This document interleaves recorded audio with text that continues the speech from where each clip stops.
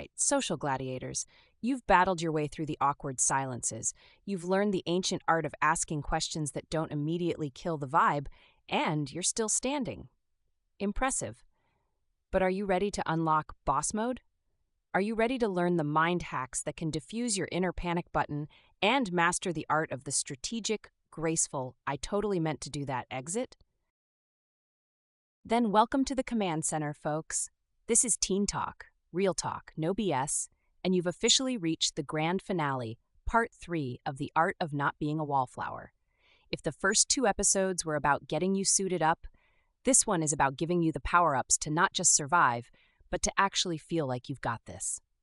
We're talking brain magic and badass bailouts. Let's finish strong. First up on our advanced training agenda, let's get real with some cognitive reframing. This is a fancy-pants psychology term for basically telling that mean little voice in your head to shut its cake hole. You know the one, right?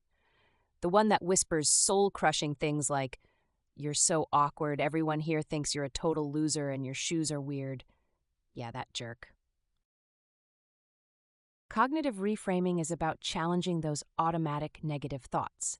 So when that thought pops up, you gotta stop and ask, okay, brain, where's the actual evidence for that? Is it a fact, or is it just my anxiety spinning wild tales again? Most of the time, it's the anxiety. Then you work on finding a more balanced and realistic thought. So instead of, everyone thinks I'm weird, you could try, okay, I might feel a bit awkward right now because this is a new situation, but that's a normal human feeling. Chances are people are more focused on their own stuff anyway, and my shoes are awesome. Thank you very much. You can even do little behavioral experiments, tiny missions to test your fears.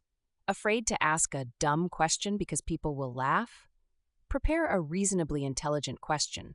Ask it in a low-stakes situation and see if the world actually ends, or if people spontaneously combust from your audacity. Spoiler, it almost never happens.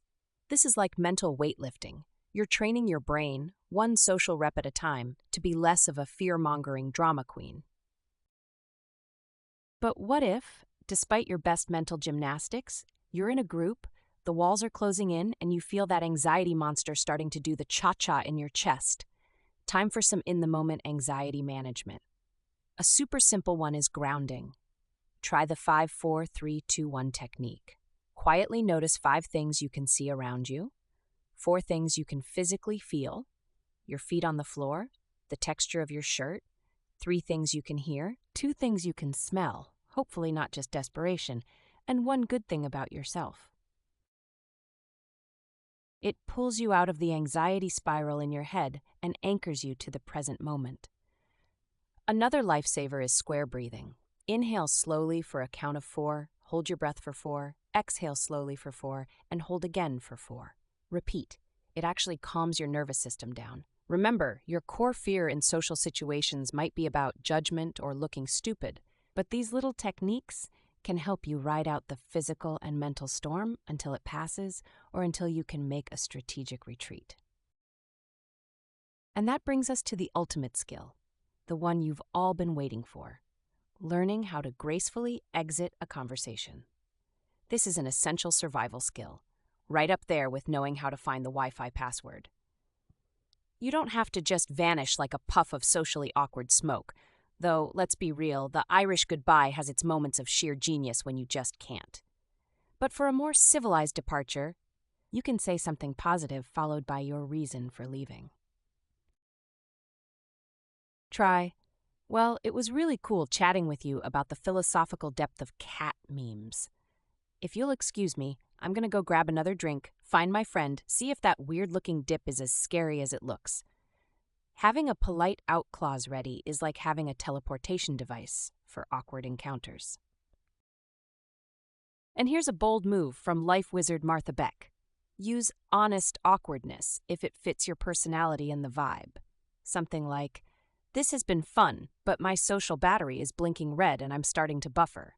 It was great talking, though."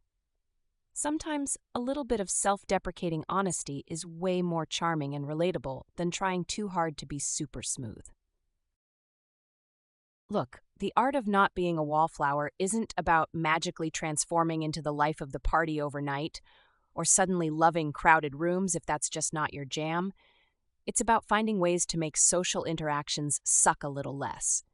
It's about realizing you have more control than you think, even if your brain sometimes feels like a troop of screaming chaos monkeys juggling flaming torches. Small talk might still feel like navigating a minefield blindfolded, but now you've got a better map, some diffusion skills, and maybe even a friendly robot dog to fetch you snacks. The point is, you don't have to let the fear of awkwardness keep you from connecting, from experiencing things, or at the very least, from getting your fair share of the good pizza before it's all gone. All right, we have covered a ton of ground. So before we wrap, let's lock in your new social survival toolkit with a lightning-fast recap. First, remember the fundamentals. You're not broken, you just process things differently. And that giant spotlight you feel? It's a trick of the light. Turn it off. Nobody is watching you as closely as your anxiety says they are. Next, your conversation game plan. Start with simple observations, keep it alive with open-ended questions, and don't be a vibe killer. Just listen. And finally, your power moves. Tame your inner critic by challenging those garbage thoughts and master the graceful bailout so you can leave any conversation whenever you want. That's it. Know your brain, know the hacks, and know your exit.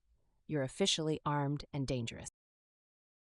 So, go forth, my magnificent misfits, armed with your new knowledge and skills. Try one thing from this series. Just one. See what happens. You might actually surprise yourself. And if you have a setback, who cares? It's all practice. Be kind to yourself.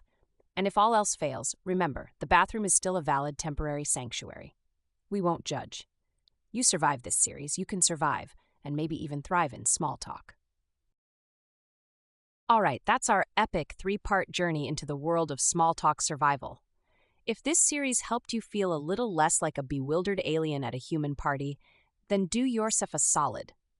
Smash that like button for all 3 episodes, make sure you're subscribed for more BS-free life advice, and share this entire series with that one friend or 10 friends who you know really needs this social survival guide.